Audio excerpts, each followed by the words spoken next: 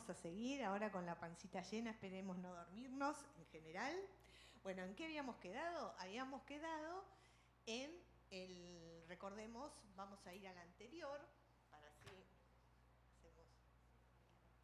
Habíamos quedado en que si bien hoy la mayoría de los laboratorios grandes tienen equipos que se encuentran automatizados y que esta automatización les permite determinar el índice de hemólisis y que este índice de hemólisis inclusive hasta lo pueden programar para el tipo de analito que están realizando, también sabemos que hay muchos laboratorios más pequeños que no tienen estos equipos y que lo hacen en forma visual el índice de hemólisis. Entonces, bueno, esto sería una tablita de colores en donde uno diría que entre este color y este color estaríamos en un valor donde una muestra debería ser rechazada para la mayor parte de estudios de química, insulina, troponina, ¿sí?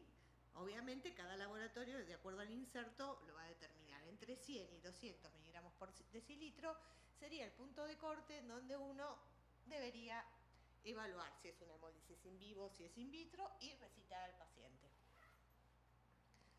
Entonces, ¿qué quiere decir índice sérico? Sabemos que en los equipos automatizados se determina el índice sérico. Esto engloba distintos sistemas patentados para valorar la presencia de hemólisis, ictericia o turbidez de una muestra. Sabemos que el método de referencia para la medida de la hemoglobina es el que usa cianometahemoglobina, el que usa cianuro.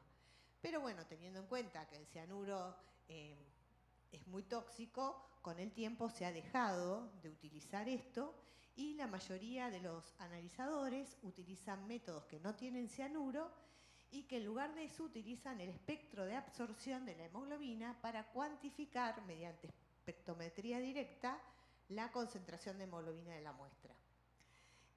Cada plataforma, o sea, Roche, Abbott, distintas plataformas, determinan el índice de hemólisis de distintas formas. Pero para que sepamos medianamente, que me pareció interesante ver cómo se hace, fíjense, lo primero que se hace es, en el caso de la hemólisis, se toma un material de glóbulos rojos que se hemoliza, y este material se lleva a una concentración máxima de 500 miligramos por decilitro. De ahí se toma una muestra de 2 microlitros y se diluye con 150 microlitros de solución salina. Y ahí es donde se mide, digamos, el máximo pico a 410, 480, a 600 y a 800. Entonces, de ahí, haciendo diluciones, se puede detectar lo que conocemos, índice de hemólisis de una cruz, 2 cruces, 3 cruces, ¿sí? Esto sería lo que nosotros vemos, menor de 50 miligramos por decilitro, es en 1 o una cruz, digamos, entre 50 y 99, 2, entre 100 y 199, 3, en 4 entre 200 y 300, 300 a 500 y mayor de 500.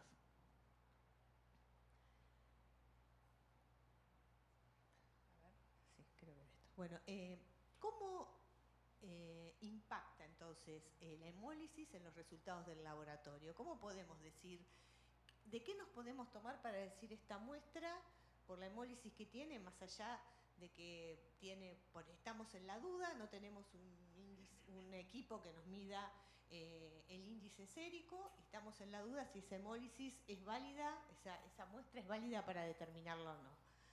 Bueno, esto también, hay distintos autores y han utilizado distintos métodos.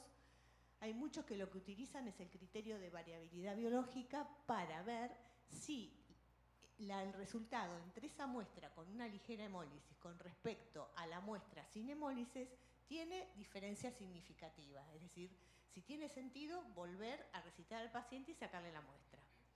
Es decir, que una muestra con hemólisis debería diferir en un valor a la misma sin hemólisis, que tiene que ser mayor a la variabilidad biológica para ese analito para que sea significativo.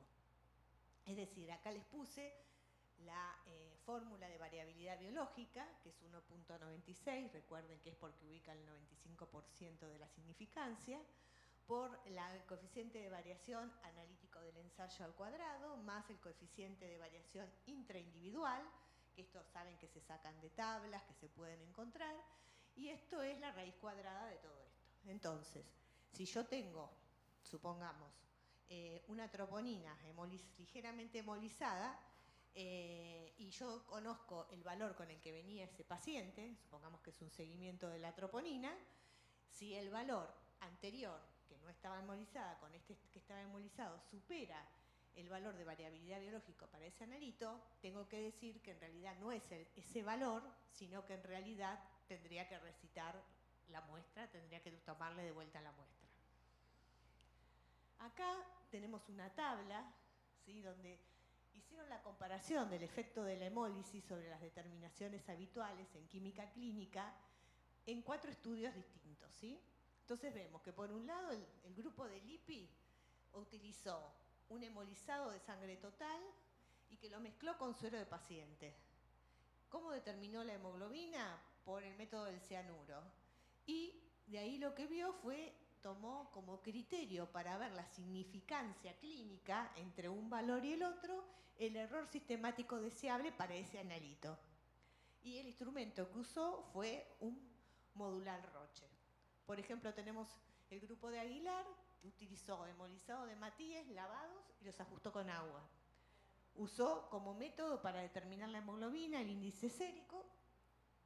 Él lo que utilizó también fue como criterio el error sistemático deseable, y también lo hizo en un modular Roche. Tenemos a Sting, que hizo hemolizado de Matías, lavados ajustados con suero salino. Acá midió el índice sérico y él no tomó el error sistemático, sino que la imprecisión deseable. Y lo hizo en un equipo LX20 y un Beckman. Y por último tenemos a Caballero, que fue un hemolizado de Maltíes lavados y ajustados con agua, o sea, parecido al de Aguilar, pero él tomó, por un lado, la medida de la cianmetahemoglobina y también un valor teórico, tomó como criterio la imprecisión deseable y lo hizo en esos equipos. O sea que tenemos varias personas que han estudiado este tema, pero cada uno ha tomado su criterio como para decir, este resultado es significativo con la hemólisis con respecto a la muestra sin hemólisis, ¿sí? Entonces, respecto a las magnitudes afectadas por la hemólisis, muchas veces la existencia de interferencia dependerá del método analítico utilizado, ¿sí?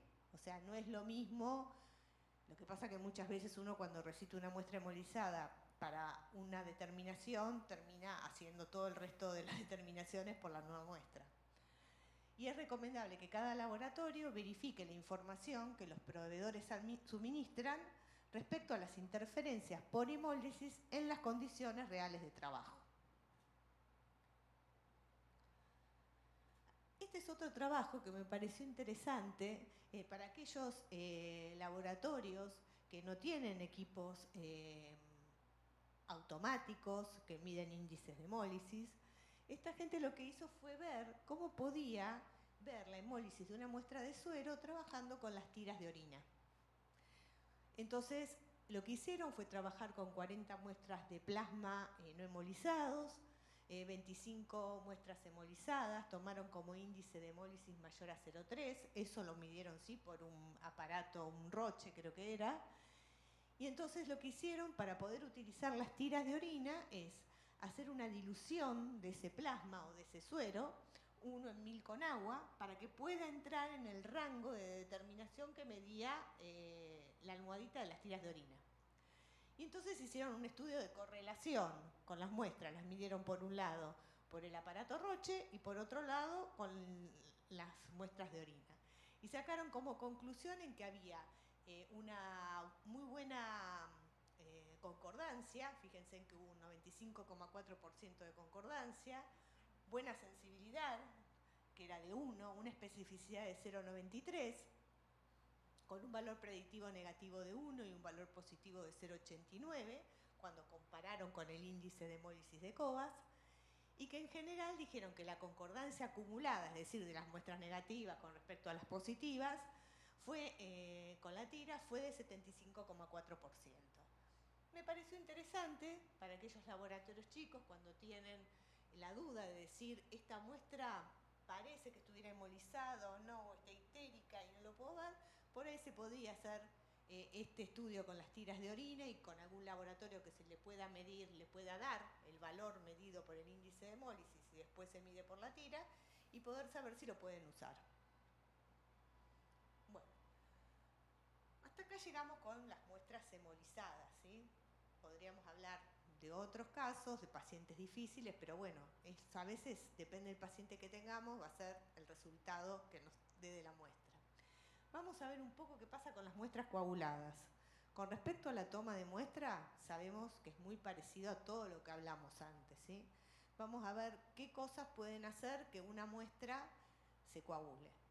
En lo particular, en el hospital donde yo trabajo, en el ambulatorio, a nosotros se nos coagula más que hemolizar en el ambulatorio. Tenemos índices de hemólisis, pacientes recitados para hemólisis, hay meses que no tenemos ninguno, pero pacientes coagulados tenemos. Dan más coagulogramas que hemogramas. Después les voy a preguntar a ustedes cuál es su experiencia.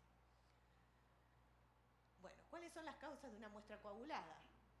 Por un lado, puede ser que hubo, como dijimos anteriormente, una insuficiente mezcla de la muestra, que era una de las cosas que dijimos que era importante cuando tomábamos la muestra. También el volumen inadecuado, ¿sí? Que estemos tomando mayor volumen para el anticoagulante que tenemos y la muestra se nos coagula.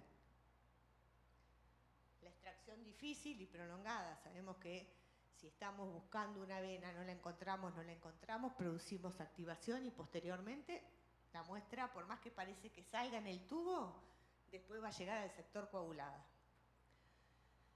El uso de un tubo que esté dañado o que esté vencido. También puede pasar que si el tubo está vencido, por un lado los tubos vencidos, lo que pierden, sobre todo los tubos que tienen anticoagulante, pierden el vacío. Entonces uno pincha y no sale, la muestra que tiene que salir tarda en salir. Tiempo de transferencia prolongado al tubo. Si estamos sacando con aguja y jeringa y dejamos la jeringa a un costado porque un compañero nos llamó, la muestra va a empezar su proceso de coagulación. Contaminación con tejido o traumatismo en la venopunción, ¿sí? Esto es casualmente cuando nos cuesta tomar la muestra y buscamos, terminamos produciendo activación, es decir, hay liberación del factor 12 de la coagulación, la muestra se empieza a activar y termina en el tubo coagulada. Error en la secuencia de llenado de tubos, ¿sí? Que ahora vamos a ver cuál es el correcto llenado de los tubos, pero si ponemos el tubo de citrato al final, quizás también la muestra se nos coagule porque haya habido un problema previo que si lo hubiéramos puesto al principio. Y también existen algunos medicamentos que pueden provocar respuesta procoagulante indirecta.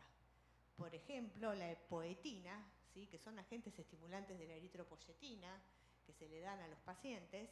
Muchas veces puede pasar que si le hacen un control como enseguida, posterior a darle este medicamento, la muestra se coagule sin que la extracción haya sido difícil. Entonces, este es el correcto llenado de los tubos, ¿sí? Según las LCI. Vamos a poner todo. Supongamos que le tenemos que sacar todo al paciente. Primero le vamos a sacar el hemocultivo, ¿sí? Con la técnica apropiada de hemocultivo.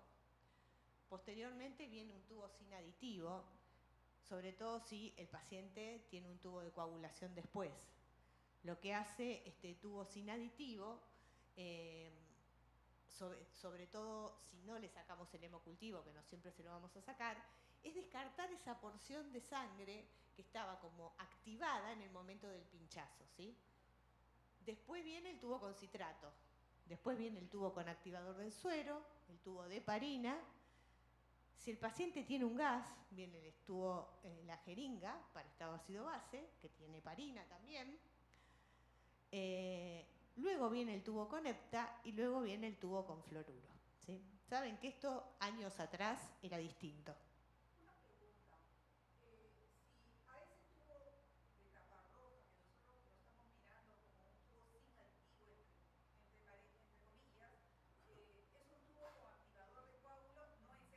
No, porque ese te activa la coagulación. Claro.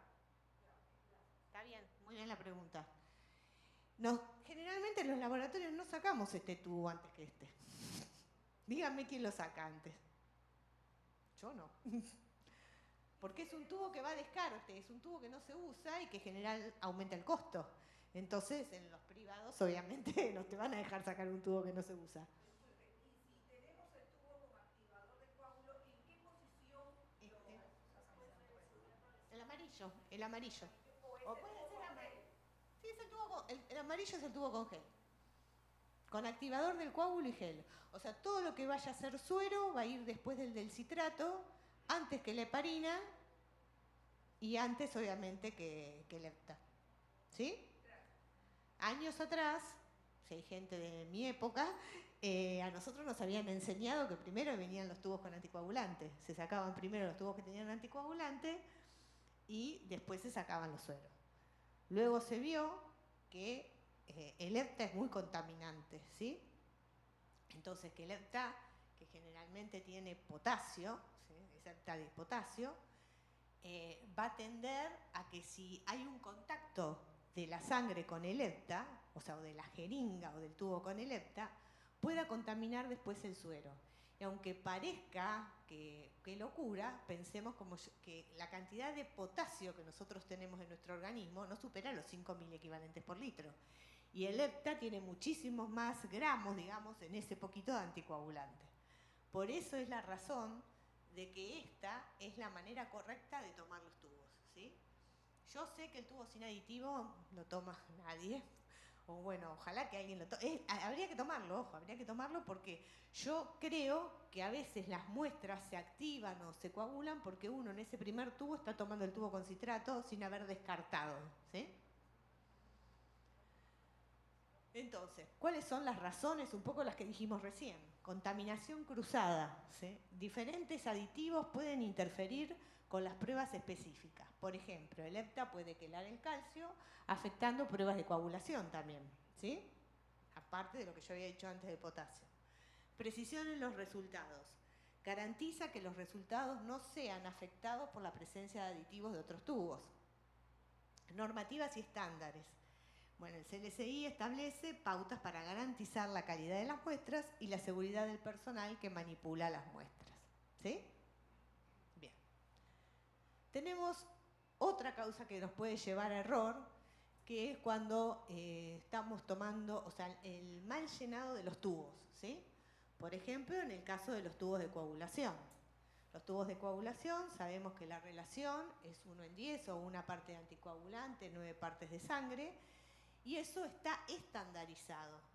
Si nosotros, por alguna causa, una muestra a la cual nos resultó difícil y tomamos menos del 90% de la marca donde tendríamos que llenarlo, ¿sí? Dependiendo si el tubo es de 2.7, 4.5, dependiendo, ¿qué nos va a pasar? Nos va a pasar que vamos a tener, que sería el caso de acá, ¿no es cierto? Acá tenemos el caso bien tomado y acá tenemos el caso donde tenemos exceso, pensémoslo con el plasma, no lo pensemos con la sangre. Vamos a tener un exceso de plasma por cantidad de citrato, ¿sí? Si yo les digo que tengo un exceso de plasma por calidad de citrato, esa muestra va a tener mucho citrato, más citrato que lo estandarizado. Entonces, cuando voy a hacer la reacción del APTT, del TP, ese citrato me va a consumir el calcio de la reacción y me va a dar resultados prolongados, por ejemplo, de APTT, que no son reales. ¿Sí? ¿Estamos? ¿Está acá? Entonces, por eso es importante el correcto llenado de los tubos. Y acá tenemos una lista de recomendaciones concisas para gestionar muestras adecuadas, ¿sí? Vamos a empezar. Primero teníamos las muestras hemolizadas. Entonces tenemos que hacer un monitoreo sistemático de la calidad de la muestra mediante el índice de hemólisis. Este puede ser por inspección visual, como decíamos recién, cuando el índice no está disponible. Identificar la causa de hemólisis, es decir, poder distinguir entre en vivo e in vitro. Liberar los resultados de las pruebas con un comentario adjunto cuando el sesgo sea menor que la referencia del cambio, ¿sí? Que lo que hablábamos antes, o directamente, obviamente, suprimir el resultado y pedir una nueva muestra. Con respecto al volumen de muestra insuficiente o apropiado, solicitar recolectar nuevamente la muestra de sangre cuando el volumen sea insuficiente para realizar pruebas de laboratorio esenciales, rechazar todos los tubos de coagulación sanguínea llenados a menos del 90% de su volumen nominal y suprimir los resultados de las pruebas cuando el tipo de prueba lo requiera. Con respecto al contenedor incorrecto, que sería otra causa, las muestras recibidas en un contenedor incorrecto deben ser rechazadas y obviamente el resultado suprimido. El suero y el plasma con heparina de litio pueden ser intercambiables siempre que los ensayos estén validados para su uso en cualquiera de los dos materiales biológicos. La coagulación indebida, rechazar todas las muestras de sangre remitidas para pruebas hematológicas o de hemostasia cuando se identifiquen hebras de fibrina o coágulos, y eliminar las hebras de fibrina o coágulos del suero o muestras de plasma antes de colocarlas en el autoanalizador, ¿sí? Sabemos que para un suero la fibrina no nos va a afectar en el resultado, pero sí nos puede tapar el autoanalizador. Y ahora vamos a pensar un poquito, vamos a ver, les traje 3 casitos a ver en base a lo que hablamos y así participamos un poco entre todos, ¿sí? Bueno, tenemos un paciente de 54 años, de sexo masculino. Se le solicita estudios de laboratorio, se le pide un hemograma, un hepatograma, un panel electrolítico, sodio, potasio, glucemia, urea y creatinina. A la bioquímica, cuando ve el resultado de potasio, le arroja un valor más de 10 microequivalentes por litro. Esto nos pasó a nosotros, no saqué de ningún lado. Ustedes tienen este resultado, ¿qué piensan? Están frente a este resultado de un suero. Ahora hablan ustedes. 10 mil equivalentes está elevado. Pero es incompatible con la vida, ¿no? 10 miliequivalentes por litro. Pensemos que tenemos 5, 6, pero 10 es incompatible con la vida. El paciente era un ambulatorio que se fue a sacar sangre. ¿Qué pudo haber pasado? A ver, porque les puede pasar a ustedes en el laboratorio esto. Puede ser Evols. No estaba hemolizada la muestra. ¿Eh? Trasvase de muestra. Trasvase de muestra, ¿cómo? A ver, contame, Daniel. Pues sí, usaron un tubo azul, sacaron una muestra y al no tener el amarillo, decidieron trasvasarlo para tener. No pasó eso. Pero no está mal lo que decís, ¿eh? Está bueno porque cada uno puede opinar y le puede dar ideas a otro en su laboratorio. Puede haber tomado una vía por encima de la vía. No tenía vía, era un ambulatorio. Quería aprovechar también antes que se pase, en las solicitudes que da el clínico, sería bueno también, no sé, ¿no? De repente el hospital,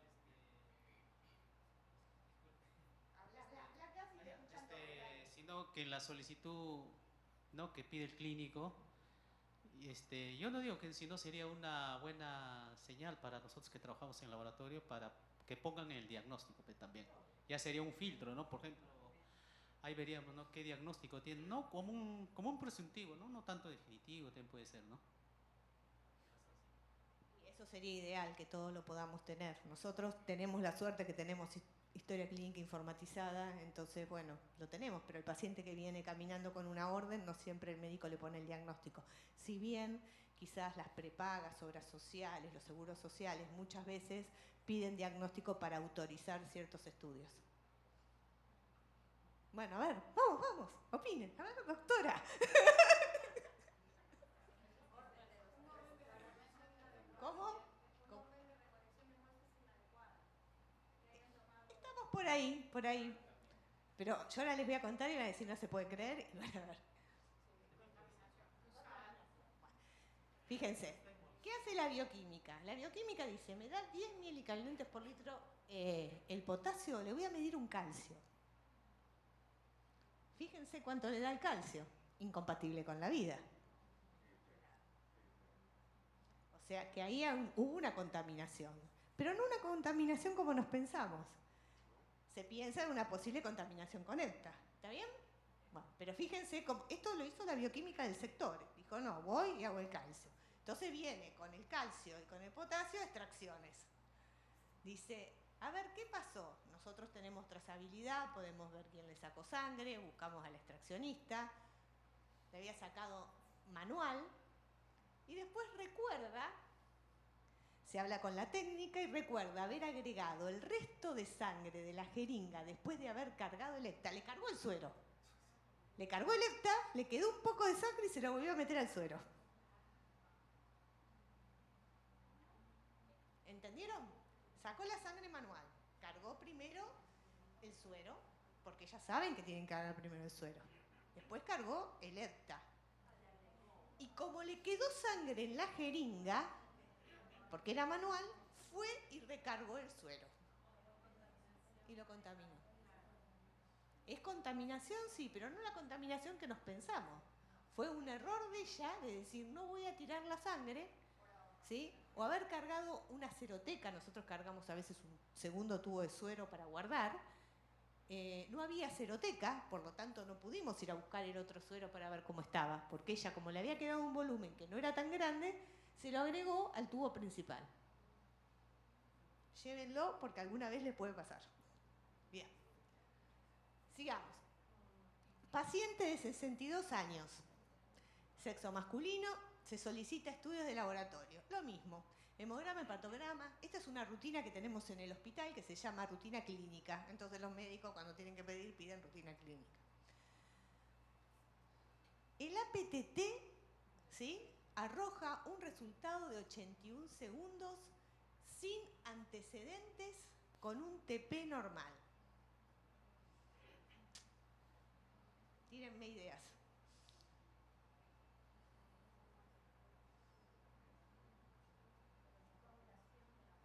A ver.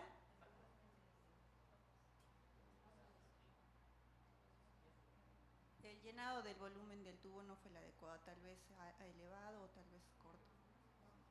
Sí, pero no pasó. Pero el TP le dio normal, ¿eh? Si no se homogeneizó, se te tuviera haber coagulado el TP. O sea, usted dice que no hubo mal llenado. No hubo mal llenado. Y no se observaba coágulos, porque acá se los pongo. Se habla con la técnica y no recuerda haber tenido problemas con la extracción. A ver acá. Punción traumática.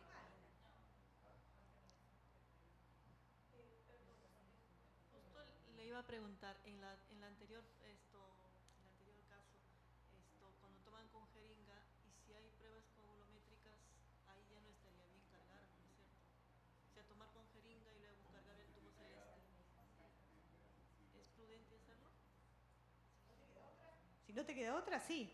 Si no, bueno, porque aparte pensá que vos lo último que estás tomando en la jeringa es la última sangre que extrajiste. La primer sangre la tenés atrás. O sea que la sangre más fresquita la tenés en lo que estás cargando, ¿sí? No es lo que está activado justo. En manual no es esa parte. En cambio, cuando vos sacás con el método al vacío, vos lo primero que tomás es el pinchazo.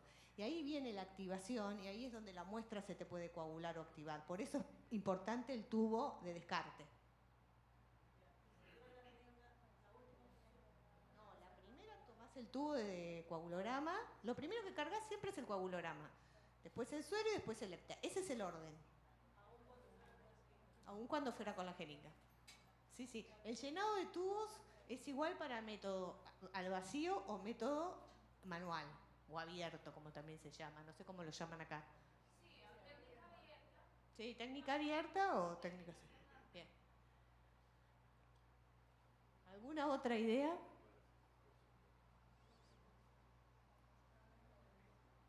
Me gusta esto de ir con el micrófono. La toma de muestra la hizo de una zona donde le habían puesto una vía. Bueno, está muy bien, está muy orientada. Vamos a contar. La muestra no presentaba coágulo. Se habla con el médico, el cual informa que ese día habían sacado un catéter. Al paciente le habían sacado el catéter. ¿Y el catéter con qué lo sacan? Con heparina. Ahora, fíjense cómo de una buena toma de muestra, porque fue una buena toma de muestra, podemos llegar a tener un error garrafal, ¿no?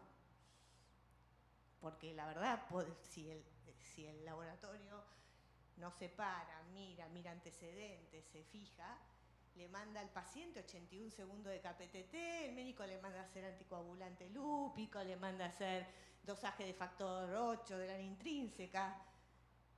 Entonces es bueno también que los profesionales ante estas cosas podamos hablar con los médicos antes de recitar al paciente así porque sí, que obviamente este paciente si requerían el APTT lo iban a tener que tomarle la muestra al día siguiente, no ese día, esperando que la heparina termine de circular. ¿Sí? Bueno, y este creo, sí, este es el último. Este es como, se lo traje como algo novedoso, o sea, para tener en cuenta también. Paciente de 85 años, sexo femenino, es una señora que tiene cáncer de riñón, que estuvo operada, les cuento un poco la historia, y que está en un protocolo para su patología con estas drogas. Y le solicitan, bueno, para ver su rutina clínica. El problema que tienen es que le sacan la muestra y la muestra se le coagula. Así cuando se la sacan se le coagula. Esto se los voy a contar. Si bien se acuerdan que yo les conté que había algunas drogas que eran procoagulantes, como para justo casualmente esta persona estaba con cáncer de riñón. Entonces pueden pensar ustedes que cuando tengan casos como este, hablar con el médico. En realidad les cuento de esta droga que está siendo estudiada, es nueva para ensayos clínicos, para personas que tienen diferentes tipos de cáncer, se utilizan las dos drogas. Una de las drogas, el nivolumab, puede generar efectos adversos relacionados con el sistema inmunológico, como inflamaciones en diferentes órganos que incluyen potencialmente efectos en la coagulación. En algunos casos raros, todavía no está descrito todos los efectos adversos. Y la otra, si bien la otra droga, que es la X092, es inhibidor de la tirosinquinasa y podría tener un impacto en la coagulación. Esto simplemente para que ustedes lo tengan en cuenta. Si tienen un caso, para nosotros fue novedoso, fue hace poquito, le sacaban sangre y se coagulaba la muestra. Y no era que había un problema, era como que salía de la vía y se coagulaba.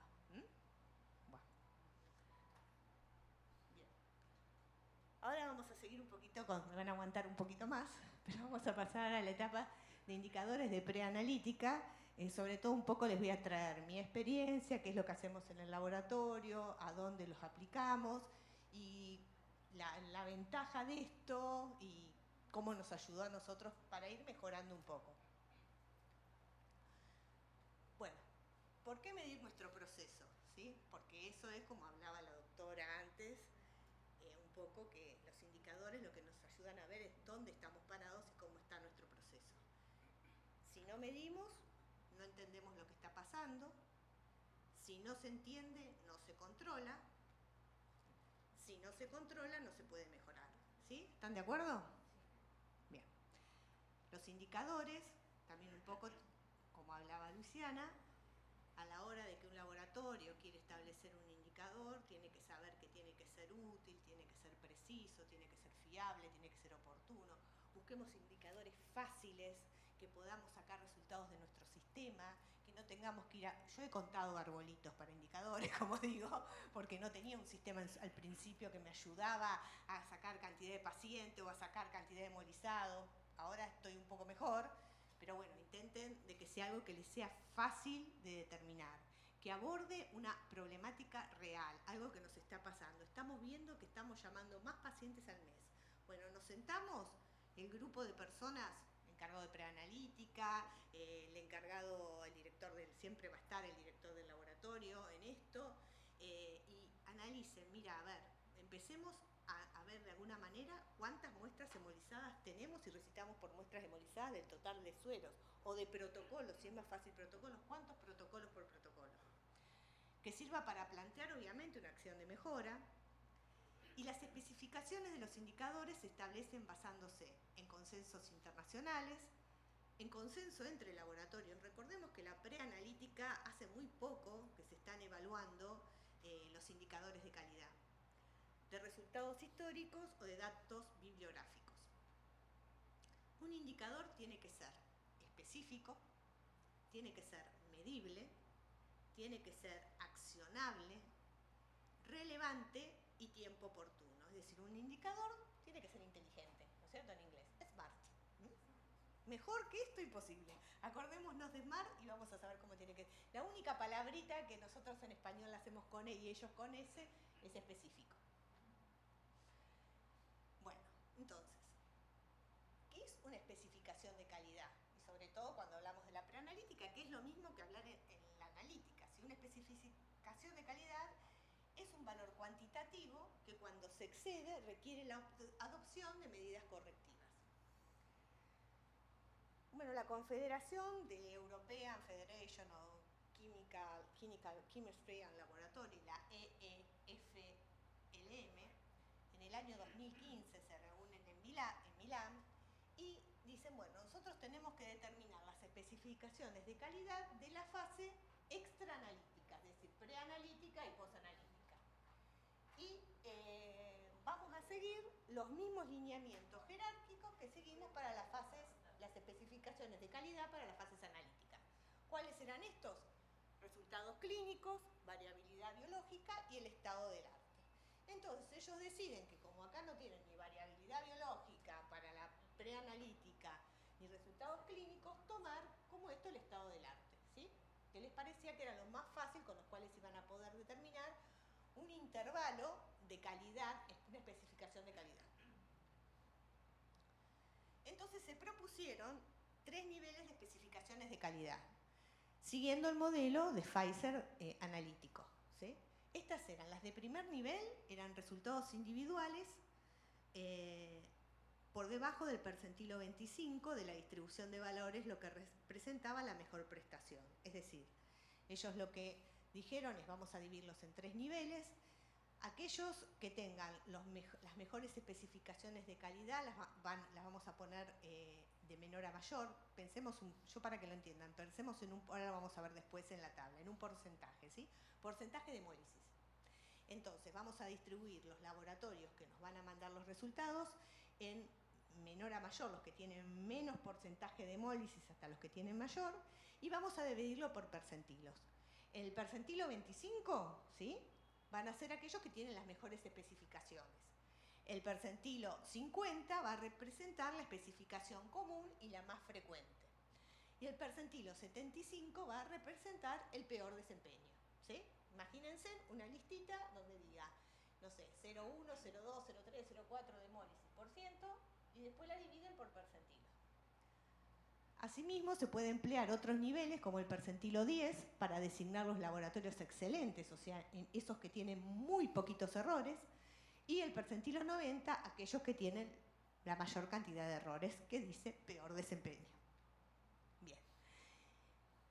Con respecto, esas son las especificaciones de calidad. Ahora vamos a ver qué programas de calidad existen, sobre todo en Europa y sobre todo la mayoría están en Europa y en Estados Unidos, de la etapa preanalítica, ¿sí?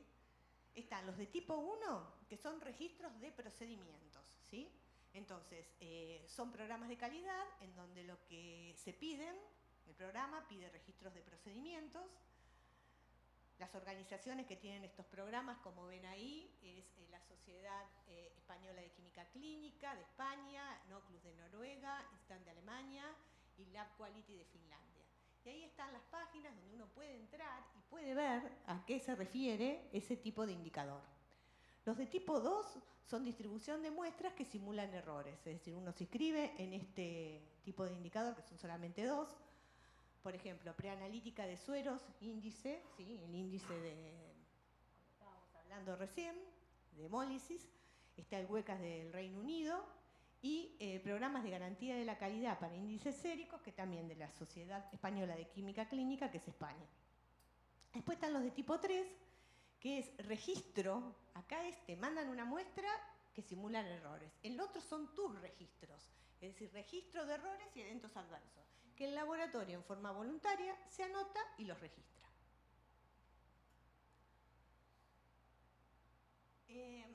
Luego, la IFSC, en el año también 2015 y luego en el 2016, sobre todo en el año 2016, se reunieron y decidieron que más allá de, en su momento habían armonizado indicadores, pero aparte de la armonización en el 2016 lo que deciden es darle un tipo de prioridad a esos indicadores. Es decir, vos como laboratorio tenés indicadores que son de tipo 1, que son prioritarios que los midas, tenés de tipo 2 que son mandatarios, tenés de tipo 3 que son importantes y tenés de tipo 4 que se sugieren que los midas, pero no necesariamente cuando anotarse en IFSC es gratuito. Esta página que tienen ahí es para entrar y para poder anotar sus laboratorios. Tienen en total 53 indicadores de calidad, de los cuales 28 son de la etapa preanalítica.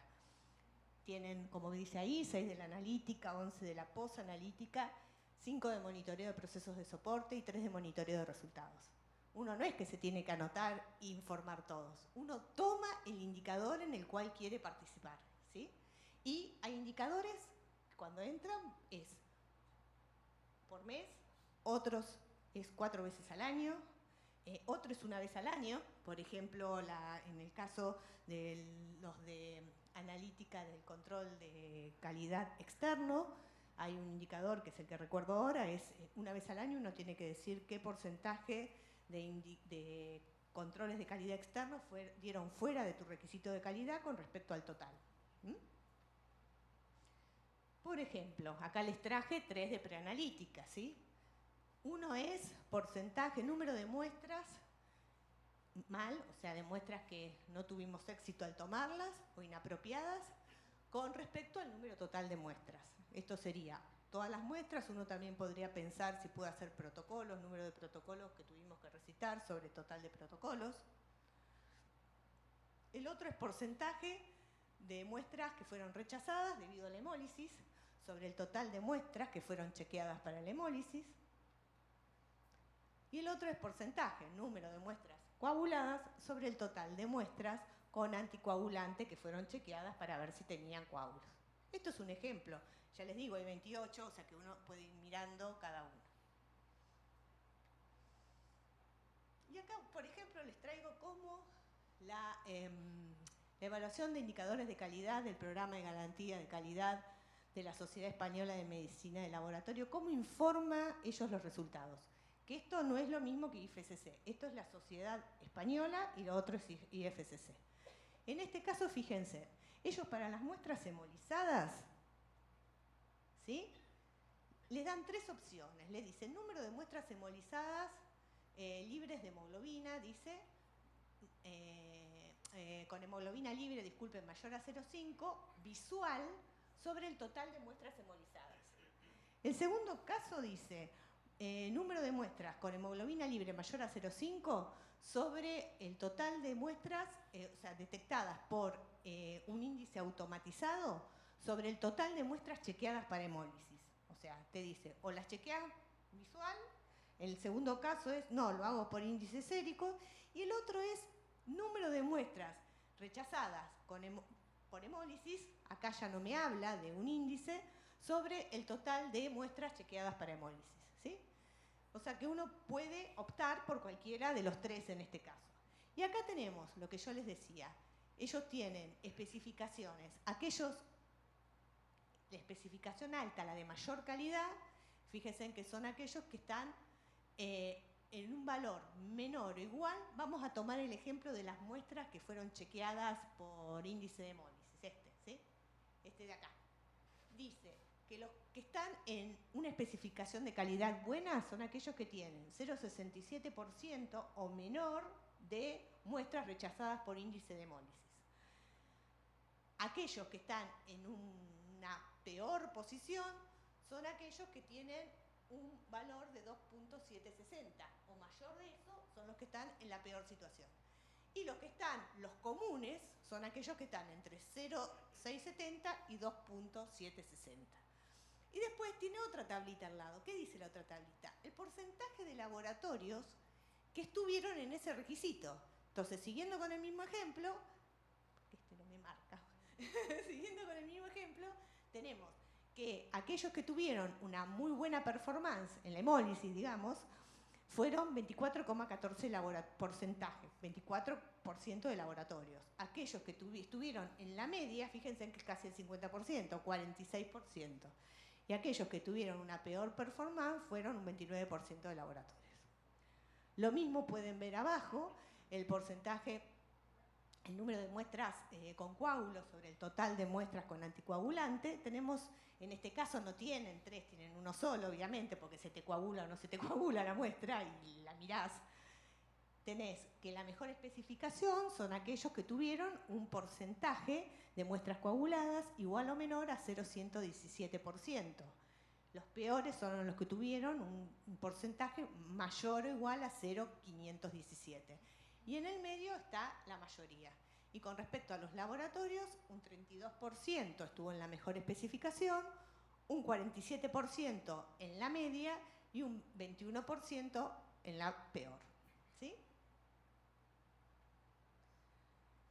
Algunos indicadores, como para que ustedes tengan en cuenta, sin tomar todos estos, tenemos rechazos totales sobre peticiones totales, muestras sin rótulos sobre muestras totales, muestras mal identificadas sobre peticiones totales, muestras hemolizadas sobre total de sueros chequeados para hemólisis, rechazo de muestras de coagulación, plasma citrato. Pueden tomar al principio, solo voy a evaluar las muestras de coagulograma sobre el total de muestras de coagulograma, porque son las que más se me coagulan, por ejemplo.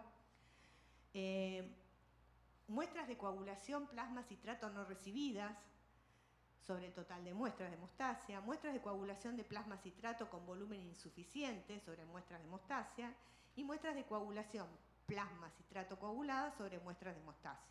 Muestras hemolizadas, en este caso también para coagulación. Pero ustedes pueden definir su indicador, ¿sí? Todos estos son porcentajes. Y acá un poco de nuestra experiencia, por ejemplo, durante el año 2023, ¿sí?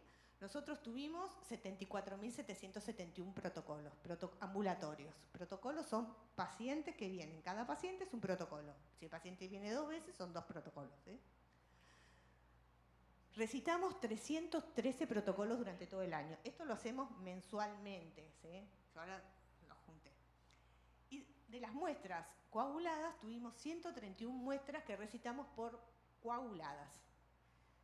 O sea, que el total de recitaciones que tuvimos fue 0,42% y de muestras coaguladas fue 0,18%, que estaban dentro de ese 0,42%. Y acá también tomamos la cantidad de protocolos ambulatorios que vinieron para hematología y hemostasia, que eran las muestras que tenían heptacitrato, y la cantidad de recitaciones, y nos da que si yo tomo solamente con respecto a las muestras del área, es un 0,16%, que no escapa mucho del otro. O sea que del total de mis recitaciones, un 43% son muestras coaguladas. Por eso yo les digo, a nosotros nos va mal con los coágulos, no nos va mal con la hemólisis. Bien. A su vez, también participamos en los controles de calidad de la IFSC, estos que yo les contaba, en algunos obviamente, no en todos, y les voy a traer la experiencia que tenemos en hemólisis y en coágulos, ¿sí? De esos indicadores y totales. El primero que tienen acá son muestras rechazadas por hemólisis sobre el total de muestras chequeadas para hemólisis. IFSC uno publica todos los meses porque es un indicador mensual, ¿sí?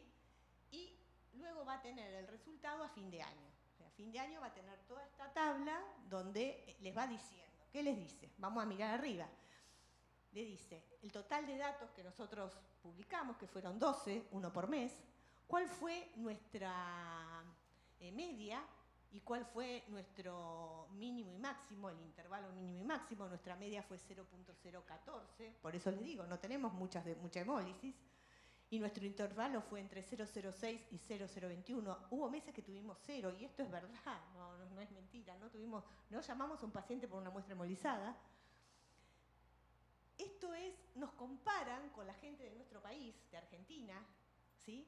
Fíjense que somos muy poquitos, porque si yo publiqué 12, hay 35, como muchos somos 3, ¿sí? 3 laboratorios que estamos aportando para IFSC. también ellos determinan la mediana y determinan el sigma, ¿sí? Para cada uno. Nos comparan con esos laboratorios y luego nos comparan con todos los laboratorios que van para ese indicador, que fueron 141. Y nosotros, para que se vea más fácil, nos mandan también estos gráficos. Nosotros somos, siempre me olvido el color, pero creo que somos el color rojo, ¿sí? Somos la línea roja. Tenemos porcentaje arriba, ¿sí? Acá arriba tenemos porcentaje, ¿sí? Y estos son la línea roja, acá están todos los meses. El verde son todos los laboratorios que publicaban y este es el laboratorio de nuestro país. Con lo cual acá se ve que nosotros estamos muy bien en lo que se refiere a la hemólisis. Abajo tenemos el valor del sigma, ¿sí? También saben que el sigma es los errores que tenemos por millón de oportunidades. Pueden calcular el sigma, busquen la página de Westgard, en la página de Westgard ponen Sigma Calculator y ahí ponen los errores que tienen sobre el total de muestras que tienen y les va a calcular el valor del sigma. Esto igual nos dan ellos y también nosotros tenemos sigma que son buenos. No nos va tan bien con la muestra coagulada, ya se los dije. Bueno, si bien no es que estamos tan mal, pero bueno, también. Fíjense que tenemos una media de 0.170, una mediana de 0.180. Cuando nos comparan con la media de todos, bueno, en general tienen 0.386. Y también hay un poquito más de laboratorios que de Argentina que ponen para este, o sea, que registran el dato para este indicador. Acá de vuelta, el rojo somos nosotros, el verde son todos los laboratorios y el azul son los laboratorios del país. Y abajo está el sigma. Bien. Y ahora les quiero contar un poquito una experiencia que tuvimos un poco al principio, había contado que a nosotros, la gente de BD, hace unos años nos dio la posibilidad de hacer un trabajito con la Ultra Touch, ¿sí? Para accesos venosos difíciles, en pacientes ambulatorios, pero que vivan desde los 4 meses hasta los 91 años. Todos tenían patología, desde trasplantados, cáncer, ningún paciente sano. Y bueno, y nosotros lo que hicimos en ese caso fue, se le daba una encuesta al paciente para ver cómo había sido su experiencia. Es un pacientes que venían siempre, ¿no? O sea, que no era que era la primera vez. ¿Cómo había sido la experiencia de esa vez con respecto a la anterior? Por otro lado, también medíamos la experiencia del extraccionista con respecto al método que estaba usando habitualmente. Y medíamos la calidad de la muestra por la medida del potasio, el recuento de plaquetas, con los antecedentes del paciente. O sea, el potasio para la hemólisis, el recuento de plaquetas para la coagulación. Y bueno, la verdad que nos fue bien. Lo que pudimos ver es que con la nueva tecnología para la toma de muestra sanguínea resultó de menor dolor para el paciente, un mayor volumen de muestra, lo que evita fraccionamiento de la muestra, y perder trazabilidad, porque muchas veces tenías que dividir la muestra que tenías, mayor facilidad para el personal que realizaba la muestra, así que bueno, tuvimos éxito y bueno, nos han comprado luego el dispositivo. Y acá también, teniendo en cuenta que a partir de este dispositivo y a partir del entrenamiento de los extraccionistas, como yo les decía, de insistir que le pierdan el miedo al sistema al vacío, que le tenían miedo, ahora por suerte ya no le tienen miedo, nosotros hemos mejorado mucho lo de la hemólisis, ¿sí?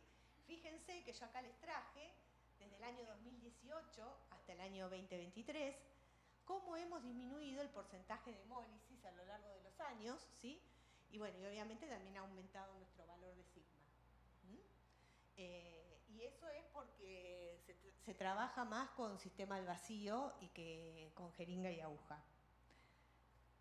Con los coagulados no nos ha pasado lo mismo. Fíjense que no, seguimos teniendo valores, por ahí no son tan altos, pero de 0,17, estábamos en 0,18, estamos en 0,17, o sea, no hubo una gran variación.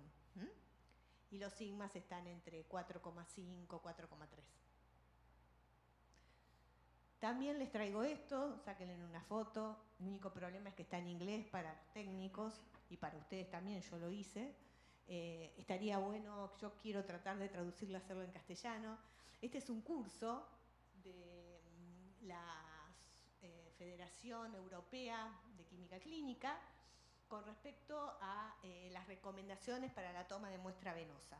Un poco dice todo lo que dijimos nosotros acá, pero tienen la posibilidad, es de acceso gratuito, ya les digo, está en inglés y bueno, por ahí la gente que saca sangre no lo entiende o uno lo tiene que ayudar para que lo haga. Se pueden loguear a través de ese QR y bueno, es un dibujito animado prácticamente porque les va explicando cuando viene el paciente, cómo lo tiene que recibir, cómo lo tiene que acompasar al paciente,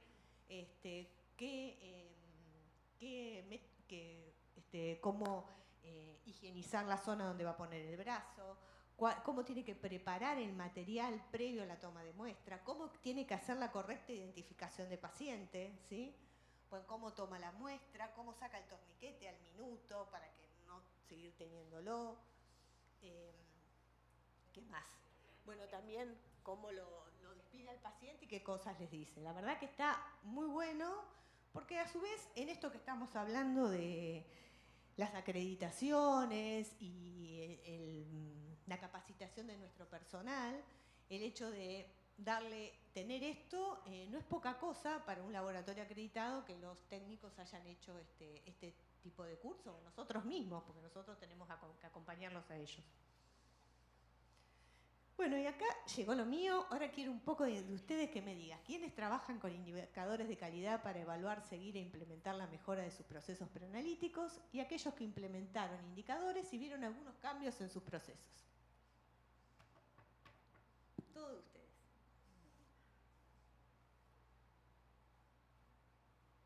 Yo les alcanzo, me gusta llevar el micrófono.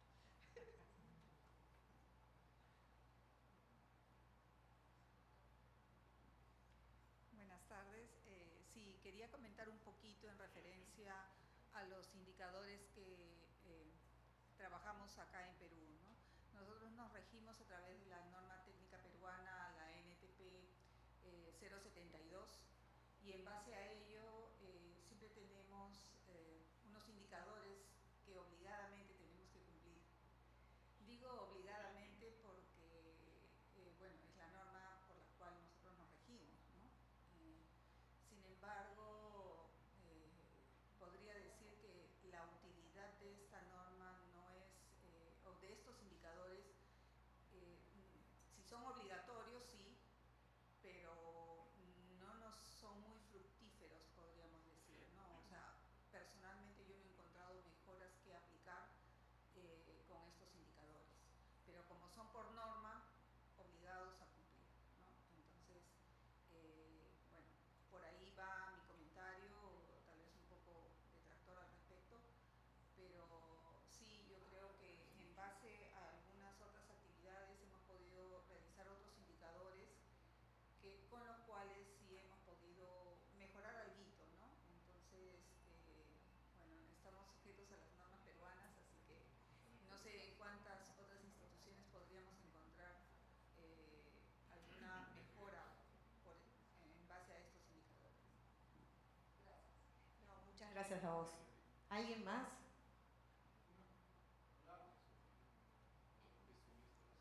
Buenas tardes. Bueno, yo quería aportar, yo soy representante de un laboratorio particular y bueno, discrepo un poco del comentario anterior porque en nuestro país recién se está gestionando la gestión de calidad en los laboratorios y la 072 es la normativa básica para iniciar un sistema de gestión de calidad y para empezar a formalizar todos los laboratorios, ¿no? Entonces, nos facilita en algo. Esa es mi apreciación. Muchas gracias. Acá alguien quería hablar. Bien, buenas tardes. Yo quería una consulta, más que todo, con respecto a las muestras hemolizadas. Yo trabajo en una institución eminentemente oncológica y hay la hemólisis intravascular. O sea, ¿cómo discernir? ¿No? Finalmente hacemos las recitas, pero cuando vemos a un paciente que ya tiene un catéter permanente, la mayoría recibe quimioterapia ambulatoria, Y entonces la hemólisis intravascular no la podemos excluir ni determinar ni separarla una de la otra, ¿no? De la mala toma de muestra exclusivamente o de la hemólisis propiamente por causa de la enfermedad o por tratamiento también, ¿no? Entonces, quisiera saber su comentario o su experiencia en ese sentido. Gracias. Sí, en la primera parte justo hablamos del tema y yo les dije que en el caso de la hemólisis, y la hemólisis que sería hemólisis in vivo, como también llamarla, intravascular por un catéter, por un daño mecánico, esa hemólisis hay que informarla porque es parte del paciente. Obviamente vas a aclarar en el informe que la muestra estaba hemolizada, que este paciente viene reiterativamente con hemólisis, o sea, porque es un paciente que casi siempre te va a tardar hemolizado porque tiene un catéter, y el médico eso lo va a tener que evaluar en base al contexto del paciente. No podemos pinchar a un paciente 10 veces para lograr y que siempre nos dé hemolizado. Pero bueno, eso primero poder tener contacto con la historia clínica del paciente, poder contacto con el médico y luego cuando uno informa el resultado, porque de última si es una hemólisis intravascular, es el resultado que tiene el paciente en la sangre, o sea, vos no se lo vas a cambiar, es ese que te está dando en el laboratorio, pero sí tenés que hacer la aclaración. ¿Alguien más? ¿Algún otro comentario? ¿Ahí? ¿Acá?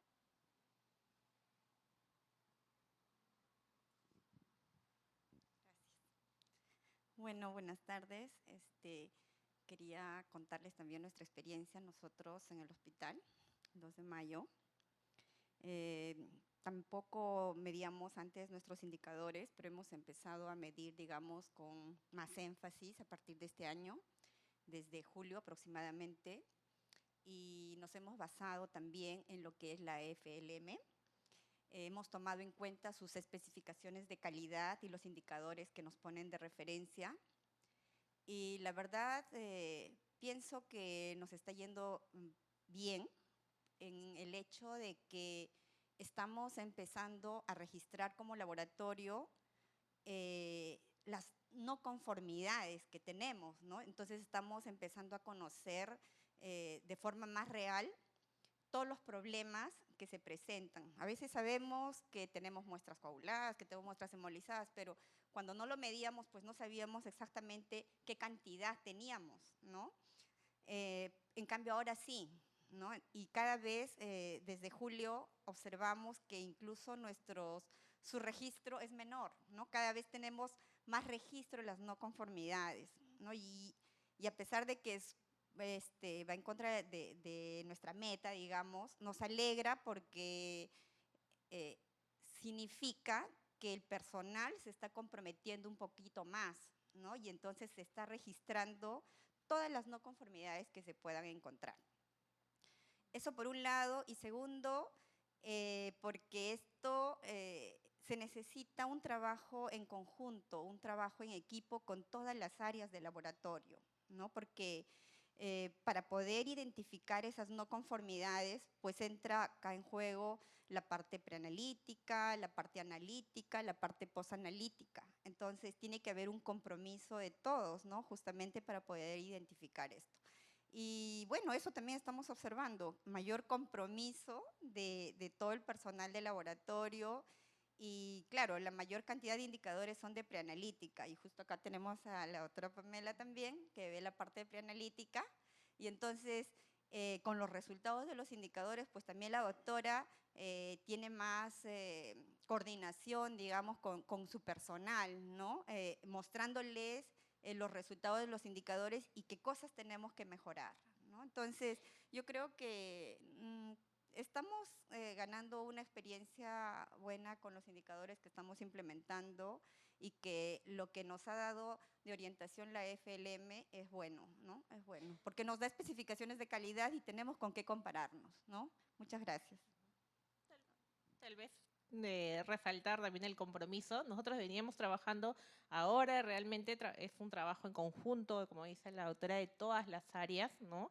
Que se ha tomado también más énfasis, tenemos una oficina de control de calidad dentro del laboratorio, ¿no? Donde está la doctora. Entonces nos ayuda bastante porque si bien nosotros participamos registrando ciertos indicadores preanalíticos ya desde el 2018-19 comenzamos, ¿no?, a registrar, pero no se veía todavía un trabajo en conjunto de todo el personal del laboratorio, ¿no? Y aparte también lo que tenemos en el Hospital 2 de Mayo es el control externo, ¿no?, que trabajamos con la Sociedad Española también. Eso sería todo. Sí, cómo no. Bueno, todo el tema de los indicadores definitivamente, así como lo dijo la doctora, pues lo que no se mide pues no existe. Y pues sobre todo cuando hay instituciones donde los involucrados son más, no solamente el laboratorio clínico, sino también el personal de enfermería. En muchas unidades de cuidado intensivo no entra el laboratorio a tomar las muestras, ¿sí? Estamos pendientes, dependemos de que la enfermera las tome. No conocemos cómo ha sido ese lavado del catéter, la punción del paciente de difícil acceso, solamente llegan unos tubos con sangre y no sabemos exactamente el origen y esa causa. Entonces, creo que a partir de ahí, no creo, sino a partir de estos indicadores podemos dar un abordaje y es un plan de acción con enfermería también. Ellos no son los especializados en laboratorio clínico, a veces ni siquiera saben qué es la fase preanalítica y es sumamente importante el tema de la educación, así sea para nosotros del laboratorio sea básico, pero sí es una parte que no podemos descartarla ni olvidarla, porque a veces los indicadores empeoran, pero de las muestras que vienen del paciente o en el laboratorio clínico no entra a funcionar esos pacientes y a recolectar. Entonces creo que es una oportunidad de verdad como plan de acción, plan de educación y sobre todo extender estos conocimientos para todo el personal que se involucra en la flebotomía. Gracias. Sí, estoy totalmente de acuerdo. Lo que sí, no sé qué pasa en el resto de los hospitales, pero en enfermería hay alto recambio generalmente. No sé si les pasa a ustedes acá. No solo el alto recambio de decir que porque se van, sino porque cuando se van de vacaciones tienen que tomar gente por 3 meses, que no llegás a capacitarlas y se van. Enfermería es un gran problema. Nosotros hemos hecho capacitación de hemocultivo, sobre todo, la pusimos en una aula virtual, cosa que todo personal que entre pueda capacitarse en hemocultivos, porque veíamos un indicador, son hemocultivos contaminados.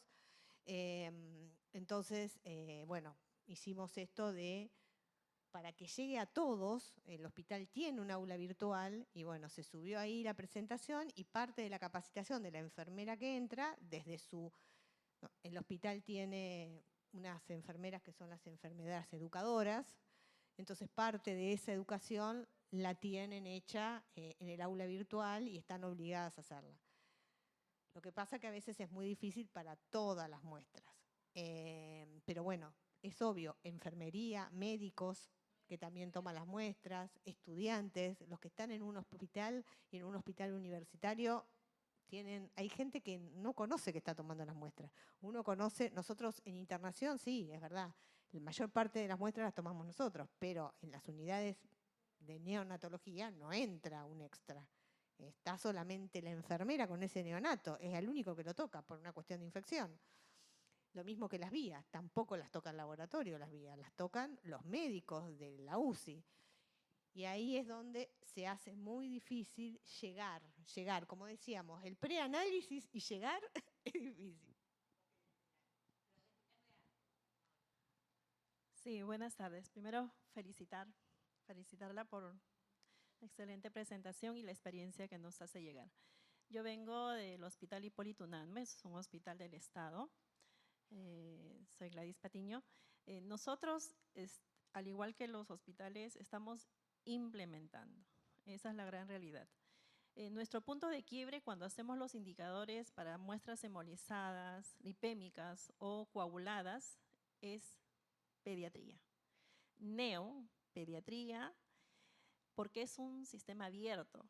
Lamentablemente, la relación volumen-muestra nunca es exacta, ¿no? Entonces, en nuestro caso en particular, ahí el tema es muestra coagulada, en ese grupo de pacientes. Lo otro son los gases arteriales. No está estandarizado la jeringa que se va a utilizar. hay muchas características, desde parinal, liofilizada, líquida, o muchas veces con las tuberculinas, no sé, nos pasa en algunos momentos cuando no hay jeringas. Entonces, eso complica y los indicadores se vuelan, ¿no? Pero se refleja lo que es y se explica las situaciones. Lo que comentó la colega del 2 de mayo de las no conformidades también han crecido. ¿Por qué? Porque tenemos interacción con los médicos tratantes de los pacientes, en especial los que están en las unidades críticas, en los intermedios. Pero de que se ha empezado a trabajar con fuerza el tema de los indicadores, sí. Y estableciendo todo lo que se expuso durante la mañana, lo que complementó usted, ¿no? Sin embargo, todavía es una tarea a seguir fortaleciendo y documentando, sí. No, es un camino, no tiene fin el camino de la calidad no tiene fin, empezás y seguís, porque como yo digo, a ver, primero lo de la jeringa de gases, tenés que pelear por jeringas estandarizadas, comprar la jeringa estandarizada, estoy haciendo propaganda, disculpe. Comprar la jeringa estandarizada de 1 mililitro con heparina liofilizada, no es tan difícil, o sea, estandarizar eso, hay que tener la voluntad de que lo compren, nada más. Punto 1, no, eso. Y por otro lado, nosotros tenemos que saber que cuando, o sea, parte de los indicadores, parte de la calidad y parte de un laboratorio, hay una palabra que es gestionar los riesgos que tenemos, ¿sí? Es gestionar todos los riesgos. Lo que vos me estás contando es parte de una gestión de riesgos que tenemos. Que los riesgos no van, esos errores que tenemos nunca van a ser cero, porque nosotros somos seres humanos. No tenemos el robot que va a ir a sacar sangre, ¿sí? No tenemos la inteligencia artificial que nos va a solucionar este problema. Son seres humanos. Y los seres humanos, primero, los pacientes son difíciles, ¿sí? Punto 1, no son fáciles. Las venas no son fáciles, son pacientes los pacientes oncológicos que tienen pobres sus venas, que han recibido un montón de quimioterapia, no son fáciles. Y por otro lado, las personas que son las que sacan sangre, primero tienen que adquirir una experiencia y después, la verdad, son seres humanos y tienen días. Hay días que están fantásticas y hay días que no están tan bien para palpar la vena y pincharla. Es así. Más el paciente, les voy a contar un caso, y creo que me van a acompañar a todos en esto. La semana pasada recibimos un mail del papá de un chiquito de 9 años diciendo que iba a venir a sacarse sangre. El día sábado le iba a traer al nene porque había ido el 8 de agosto, le habían pedido el nene 9 años, pesa 60 kilos y es autista. Un combo. Habían ido el día 8 de agosto a sacarle sangre y no le pudieron, lo pincharon 4 veces y no pudieron sacarle sangre. Que ellos, enojado el padre, enojado. Fueron un día sábado, si el laboratorio trabaja un sábado, pero por ahí la gente de más experiencia ahora no está yendo todos los sábados, la realidad es la vida, ¿sí? Entonces ponen que iban a ir este sábado pasado. Entonces yo leo todo eso y le digo a mi jefe, no, Pablo, que no vengan este sábado. ¿A vos quién te asegura? Si vinieron un sábado y no pudieron sacarle, ¿por qué le van a poder sacar este sábado? Le digo, sí, son todas mujeres, no hay hombres. Hay que sostener a un chico de 60 kilos, ¿sí? Para sacarle sangre y autista. Digo, yo voy a intentar hablar con el psiquiatra. Vos tratá de hablar, primero ver de esas 38 determinaciones, cuáles realmente amerita. Le digo, él habló con el padre medio enojado al principio, después lo convenció que venga, no sé si vendrán mañana, justo yo no estoy, si vendrán el jueves, para que venga un día de semana, que de hecho, bueno, mi jefe mide 1,90 m, es grandote, o sea, tenemos a alguien más para ayudar, para sostener. No son pacientes fáciles. Y ahí, que no me digan acceso venoso. ¿Qué acceso venoso le vas a encontrar a un chico que se mueve, que grita, que le tiene miedo a las agujas? Porque lo dice el padre, le tiene miedo a las agujas. Los padres que siempre van a proteger a su hijo, es lógico, ¿sí? Yo no pretendo que se pongan en contra de su hijo. Entonces, esas son las cosas que nos pasan en los laboratorios en general, ¿sí? A todos. Yo antes, cuando daba estas charlas, traía un caso de un chiquito de 5 años que la médica, el chiquito creo que también era algo así de autista y la madre quería pasar de una medicina convencional a una medicina más natural. Entonces, la médica le había pedido 138 determinaciones de laboratorio y lo tengo guardado en mi computadora, 138, ¿sí? Y y como se lo había pedido una médica de afuera, una médica del hospital, toxicóloga, le transcribió.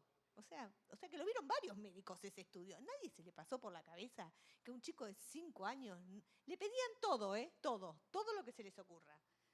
Desde celiaquía, anticuerpos para todos los virus que se te ocurra. O sea, hay cosas que son imposibles. O sea, no hay método, ni medio, ni sistema que pueda hacer eso. Entonces, bueno, uno también, cuando está en esos momentos, tiene que actuar a veces, haciendo un poco de coaching con los padres en estos casos, para hablar con el médico, che, mira, le pediste todo esto, ¿qué realmente necesitas? ¿Qué te va a cambiar el diagnóstico? ¿Qué te va a cambiar? ¿Vos lo vas a medicar por si esto te da positivo? Bueno, ¿te interesa saber si es celíaco? Hagámosle ahora la celiaquía, hagámosle un hemograma, hagámosle una función renal y paremos acá. Y en un próximo estudio le hacemos el resto. Yo llamo a los pacientes para recitar y yo les digo a los padres cuando son chicos, a ver, hable con su médico, dígale, a veces le piden un coagulograma, pero yo veo que no es un prequirúrgico. Se lo piden porque hay rutinas que tienen. Digo, hable con su médico y si no lo necesita para este momento el coagulograma, ¿por qué no le pregunta a ver si en otra oportunidad que usted lo va a controlar al chico, sí, se lo hacemos? Y he evitado un montón de pinchazos. Segundos, porque evidentemente no era necesario. ¿Sí? Era un combo que viene con todo y sigamos pidiéndole. Entonces, no es fácil. La función del laboratorio y de la preanalítica, para mí en el laboratorio es la más difícil de todas, porque es la materia prima para después tener un resultado que sea fiable, ¿sí? Que sea preciso y lo más cercano al valor verdadero. Pero para eso, ¿qué tengo que tener? Una muestra de calidad. Si no, no va. ¿Alguien más? Bueno. Vamos a la última, que simplemente es un poco el resumen: especímenes de calidad, resultados de calidad. Las técnicas para la obtención y manejo apropiado de las muestras son críticas para producir resultados de calidad del laboratorio. El fundamento es obtener resultados confiables de las pruebas de laboratorio que reflejen fielmente el estado del paciente. Un poco lo que dijimos hasta ahora. Para asegurar que esto suceda, las organizaciones e instituciones deben establecer procedimientos normalizados de operación para la obtención de muestras y asegurarse que todo el personal que ha de realizar flebotomías tenga el entrenamiento y la experiencia necesarias. El éxito de un servicio es la actitud, el grado de compromiso y la motivación de las personas que lo forman, y muchas gracias.